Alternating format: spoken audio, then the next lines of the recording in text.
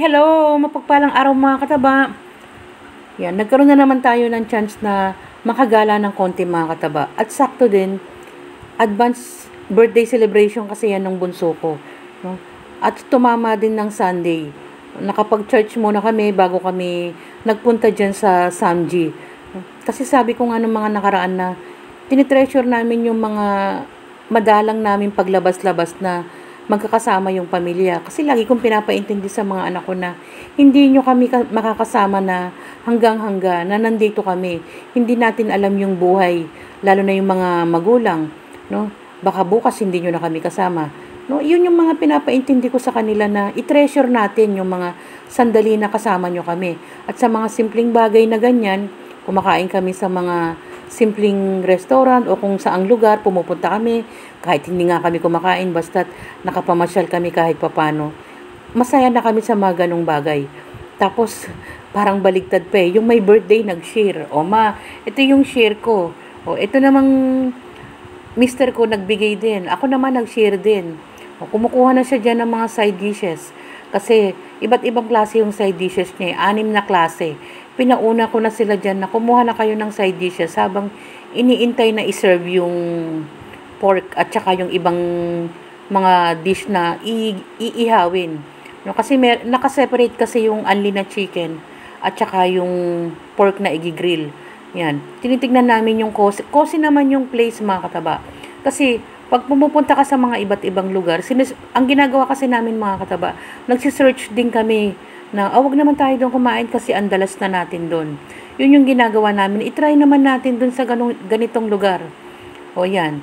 Tinatry na nila na kainin yung iba. Alam niyo naman yung mga bata, hindi masyadong mahilig sa kimchi. Hindi mahilig sa tofu. No? Tapos, ang inaano talaga nila dyan, ang kinain muna nila una yung baby potato kasi manamis-tamis yun eh.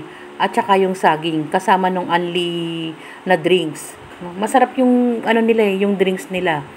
Tapos nagkukwentuhan muna kami diyan habang iniintay naming i-serve yung igi-grilled. Iba yan, iba-iba yung price list nila, yung combination ng mga unli niya, yung package niya, no? Kasi doon sa kinuha namin, sa tingin ko kasi sobra-sobra na yun eh, na masasatisfied na sila doon kasi nga unli, may pork at saka meron ng chicken kasama nung side dish. Nag-umpisa nang i-serve yung igi-grilled.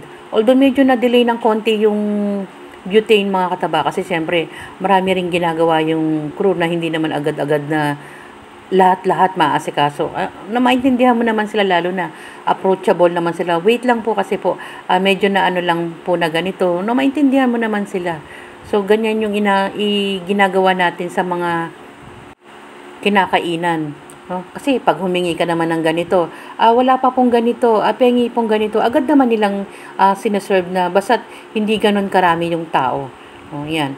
Tapos, ang importante dyan, mga kataba, meron na silang salt and pepper, hindi katulad dun sa iba na hindi nagsiserve ng gano'n. May lasa yung yung pork niya.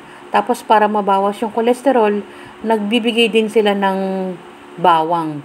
No? Kasi, yung lettuce kasi mas maganda pag nilalagyan mo ng bawang kasama ng kimchi. Tapos hindi na nila masyadong pinapansin yung rice. More on lettuce. Naka-isang serve nga lang yung lettuce dyan eh. Tapos isang serve din yung rice. Hindi na nila maubos yung rice kasi nga hindi naman sila nag-control doon sa unli. Lalo na yung chicken. 2 serve lang yung chicken at maganda rin yung slice ng chicken nila. 3 klase ng chicken yung sinerve. Iba't ibang klaseng luto. May sweet and sour, merong garlic, no? Meron pang isang klase eh.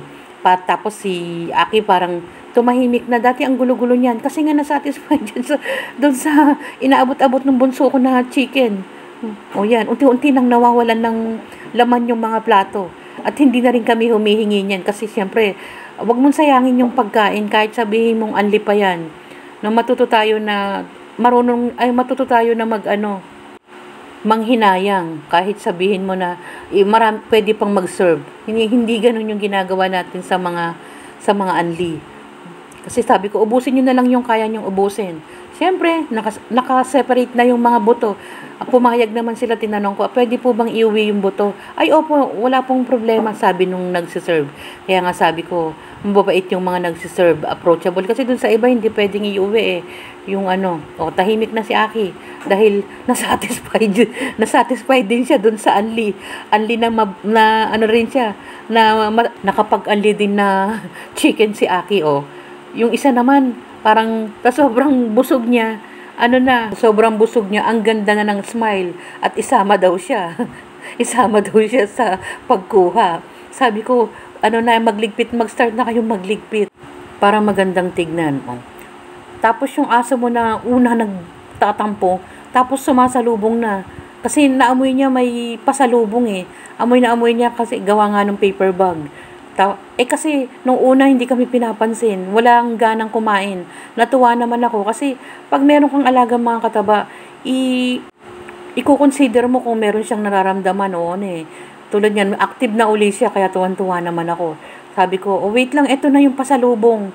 Nawala na yung pagdaramdam niya.